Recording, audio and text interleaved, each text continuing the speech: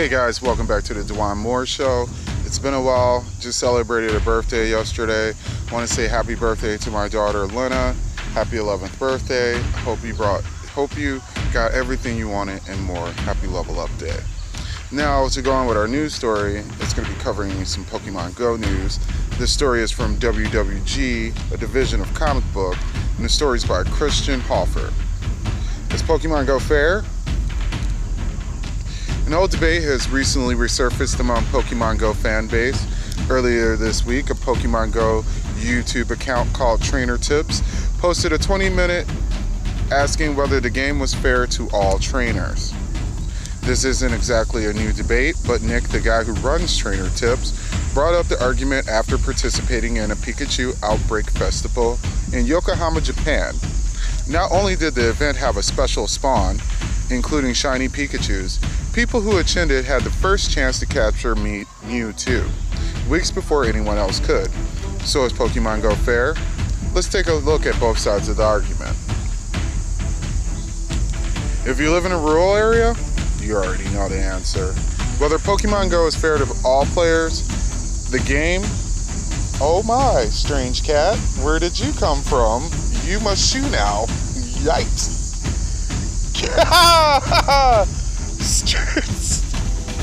Random cat out of the forest.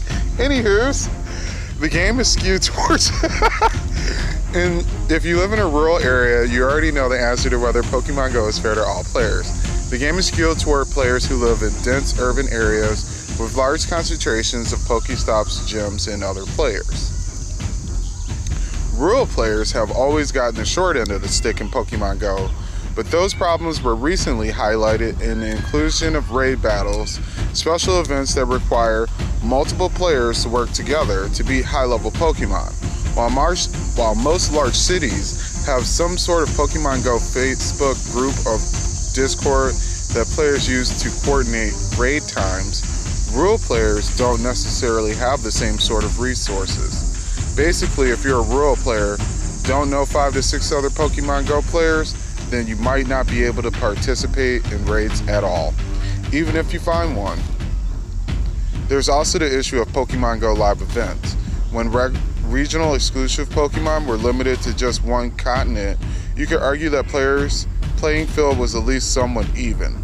But with the rise of events like Pokemon Go Fest, the Pikachu Outbreak Festival, and even the Pokemon World Championship in Amenheim, the game is rewarding those with the ability to travel, especially those events that have stuff like 100% catch rate for legendaries.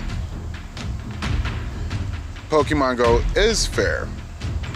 But on the flip side, Pokemon Go has never really shielded away from what it is. When the game first came out, the game made it clear that players would be rewarded for exploration and cooperation.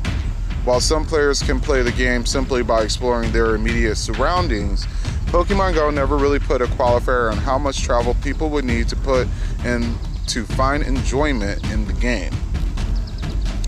There are also the fact that Pokemon Go really is a free-to-play game. Unlike Clash of Clans or freemium games, players can easily become high-level players without spending a single dime. While attending events or spending money on extra raid passes will help players achieve their goal more quickly, there's nothing the player can achieve in the game that can't be done for free.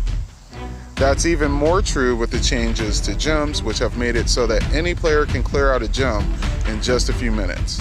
In a way, the special live events and even the large urban Facebook groups to organize players are really just perks. The actual core of the game is the same for every single player, even if it doesn't always feel fair at the time.